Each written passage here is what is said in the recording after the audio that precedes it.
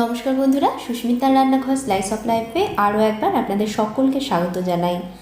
আজকের পর্বে বানিয়ে দেখাবো আলু পেঁপে দিয়ে খাসির মাংসের ঝোল। একদম কম মশলায় অত্যন্ত সুস্বাদু অথচ সহজ একটা রান্না। পেঁপে খুবই স্বাস্থ্যকর এবং খুবই উপকারী একটা সবজি আমাদের শরীরের জন্য। তাছাড়া পেঁপের কারণে মাংস তাড়াতাড়ি সেদ্ধ হয়, যে কারণে মাংস রান্না হতেও অনেক কম সময় নেয়। আশা করব আমার আজকের এই সহজ সুস্বাদু রান্নাটি আপনাদের ভালো লাগবে। ভালো লাগলে পরে প্লিজ ভিডিওটাকে অবশ্যই লাইক দেবেন এবং চ্যানেলটাকে সাবস্ক্রাইব করে দেবেন। চলুন তাহলে ঝটপট দেখে নিই রেসিপি। রান্নাটা করবার জন্য এখানে আমি নিয়েছি 1 কেজি খাসির মাংস। মাংসের পিসগুলো মাঝারি মাপের করে কাটা রয়েছে। খাসির মাংস খুব বেশি ধোবেন না, আমি একবার ধুয়ে নিয়ে মাংসের জল ঝরিয়ে নিয়েছি। এখন মাংস ম্যারিনেট করে নেবো, সেজন্য মাংসের বাটিতে দিয়ে দিলাম পেঁয়াজ বাটা। এখানে 2টো বড় পেঁয়াজ বেটে নিয়েছি। তারই সাথে দিয়ে দিচ্ছি 2.5 টেবিল স্পুন আদা রসুন বাটা। আদা রসুন একসাথে বেটে নিয়েছি। এর মধ্যে দিয়ে দিচ্ছি 1 টিস্পুন হলুদ গুঁড়ো, 1 টিস্পুন দিয়ে দিচ্ছি কাশ্মীরি লঙ্কা গুঁড়ো। এতে সুন্দর রং আসবে, খুব একটা ঝাল হবে না। তবে আপনারা যদি মাংস ঝাল ঝাল করে বানাতে চান তাহলে এর সাথে একটু ঝাল লঙ্কা গুঁড়ো দিয়ে নিতে পারেন। আমি যেহেতু আজকে খুব কম তেল মশলায় বানাবো মাংস, সেই জন্য এর মধ্যে আর কোনো মশলা দিচ্ছি না, মানে ধনে গুঁড়ো জিরে গুঁড়ো এই সব কিন্তু কিছুই দেবো না।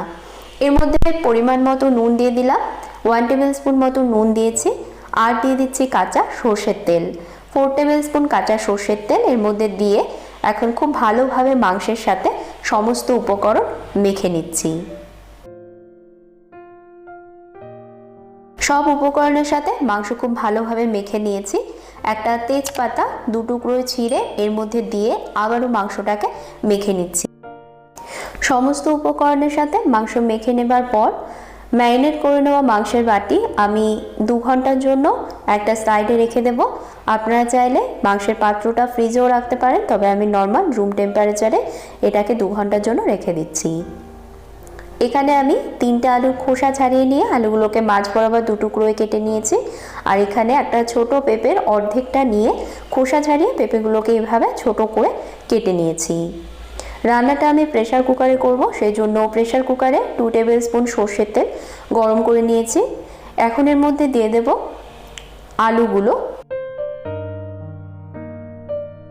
আলুগুলোকে আমি একটু লাল করে ভেজে নেব। আলুর মধ্যে দিয়ে দিচ্ছি 1/2 টিস্পুন নুন আর দিয়ে দিচ্ছি 1/4 টিস্পুন হলুদ গুঁড়ো। এবার বেশি আছে আলুগুলোকে একটু লাল করে ভেজে নিচ্ছি।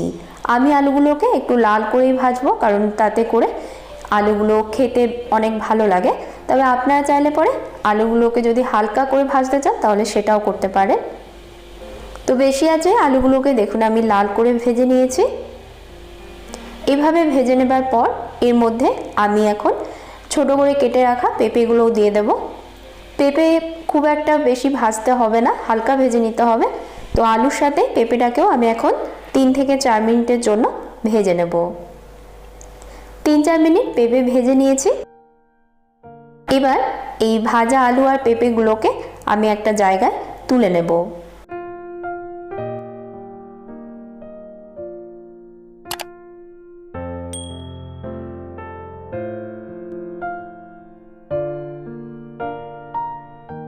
কুকারের বাকি তেলে দিয়ে দিচ্ছি একটা তেজপাতা, 2টো দারচিনি, 3টে ছোট এলাচ।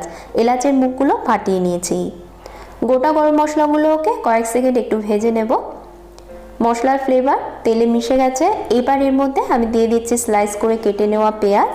এখানে 2টো মাঝারি মাপের পেঁয়াজ আমি স্লাইস করে কেটে নিয়েছি। সামান্য একটু নুন এর মধ্যে দিয়ে পেঁয়াজ ভেজে নেব। অল্প নুন দিলে পরে পেঁয়াজ থেকে তাড়াতাড়ি জল ছেড়ে দেয়, যেই কারণে পেঁয়াজ তাড়াতাড়ি ভাজা হয়ে যায়। তবে খুব বেশি লাল করে পেঁয়াজ ভাজবার প্রয়োজন নেই।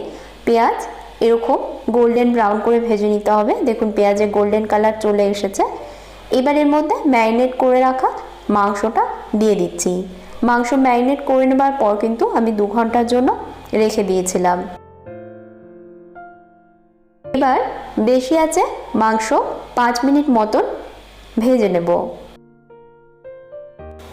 প্রায় 5 মিনিট বেশি আছে মাংস ভেজে নিয়েছি। এবার গ্যাসের আঁচ কমে রেখে মাংস খুব ভালোভাবে কষিয়ে নিতে হবে। তো ঢাকনা চাপা দিয়ে গ্যাসের আঁচ কমে করে দিয়ে আমি এটাকে কষিয়ে নেব। 2-3 মিনিট অন্তর অবশ্যই ঢাকনা সরিয়ে দিয়ে হাতা দিয়ে মাংস খুব ভালোভাবে নাড়িয়ে মিশিয়ে দিতে হবে, যাতে মাংস নিচ থেকে লেগে বা পুড়ে না যায় এবং মাংসের সব দিক সমানভাবে রান্না হয়। আবারও ঢাকনা চাপা দিয়ে দিচ্ছি। এভাবে করে প্রায় 25 মিনিট মতন মাংসটাকে আমি কম আঁচে খুব ভালোভাবে কষিয়ে নিয়েছি। দেখুন মাংস থেকে তেল ছেড়ে দিয়েছে এবং মাংসের রং আগের থেকে আরও বেশি ডার্ক হয়ে গেছে। এবার এর মধ্যে আমি ভাজা আলু আর পেঁপেগুলো দিয়ে দিচ্ছি। আলু পেঁপে দেবার পর মাংসের সাথে মিশিয়ে নিয়ে আরও 3 থেকে 4 মিনিটের জন্য কষিয়ে নেব। এতে করে আলু আর পেঁপের মধ্যেও মশলার ফ্লেভার মিশে যাবে। প্রায় 3-4 মিনিট আমি আলু পেঁপে কষিয়ে নিয়েছি মাংসের সাথে। এবার এর মধ্যে দিয়ে দেব গরম জল। একটা পাত্রে আগে থেকে বেশ কিছুটা গরম জল বানিয়ে রেখেছি, সেটা এর মধ্যে দিয়ে দিচ্ছি। এতটা পরিমাণ গরম জল দিতে হবে যাতে আলু মাংস জলে ডুবে থাকে। 10-12টা দিয়ে দিচ্ছি কাঁচা লঙ্কা, এতে সুন্দর ফ্লেভার আসবে। আর দিয়ে দিচ্ছি স্বাদ মতো নুন। মাংসে গরম জল দিলে পরে দেখবেন মাংস রান্না তাড়াতাড়ি হয়ে যাবে এবং মাংসের স্বাদও কিন্তু অনেক ভালো আসবে। সব একবার মিশিয়ে নিচ্ছি। মিশিয়ে নেবার পর এর মধ্যে আমি দিয়ে দেব 1/2 টিস্পুন গরম মশলা গুঁড়ো। গরম মশলা গুঁড়ো আমি এখনই দিয়ে দিচ্ছি, আপনারা চাইলে সব শেষেও গরম মশলা গুঁড়োটা দিতে পারেন, তাতেও কোনো অসুবিধে নেই। মিশিয়ে নেব। মিশিয়ে নিয়ে কুকারের ঢাকনা আটকে দিচ্ছি। বেশি আছে একটা সিটি দিয়ে নেব, তারপর গ্যাসের আঁচ কমে করে দিয়ে আরও একটা সিটি দিয়ে দেব, মানে টোটাল 2টো সিটি দিয়ে নেব। এবং 2টো সিটি দিয়ে নেবার পর গ্যাস বন্ধ করে দিয়ে কুকার নিজে থেকে পুরোপুরি ভালোভাবে ঠান্ডা হতে দেব। যতক্ষণ কুকারের প্রেসার নিজে থেকে না যাচ্ছে ততক্ষণ কিন্তু ঢাকনা খুলিনি। প্রেসার চলে যাওয়ার পর আমি ঢাকনা খুলে নিয়েছি। দেখুন মাংসের রং কত সুন্দর এসেছে, মাংস খুব সুন্দরভাবে সেদ্ধ হয়েছে। যেহেতু এতে পেঁপে দেওয়া আছে, যেই কারণে আমার কিন্তু 2টো সিটিতেই মাংস সেদ্ধ হয়ে গেছে। তবে কারো হয়তো 3 থেকে 4টে সিটিও দিয়ে নিতে হতে পারে, এটা কিন্তু সম্পূর্ণ মাংসের কোয়ালিটি আর জলের উপর ডিপেন্ড করে যে কটা সিটি দিলে পরে মাংস সেদ্ধ হবে। আমার 2টো সিটিতেই দেখুন সেদ্ধ হয়ে গেছে মাংসটা সুন্দরভাবে। হাড় থেকে মাংস সরে যাচ্ছে, মানে খুব ভালোভাবে মাংস সেদ্ধ হয়ে গেছে। এটাকে আমি একটা পাত্রে তুলে নিয়েছি। একদম কম মশলায় বানানো আলু পেঁপে দিয়ে খাসির মাংসের ঝোলের রং দেখে আশা করি বুঝতে পারছেন এটা কতটা মজার খেতে হয়েছে। গরম ভাতের সাথে যেমন এটা ভালো খেতে লাগে, ঠিক সেরকমই রুটি পরোটার সাথেও পরিবেশন করতে পারেন। আশা করছি আলু পেঁপে দিয়ে খাসির মাংসের ঝোলের রান্নাটা আপনারা বাড়িতে এইভাবে করে দেখবেন। করলে পরে অবশ্যই কমেন্ট করে জানাবেন আপনাদের কেমন লাগলো।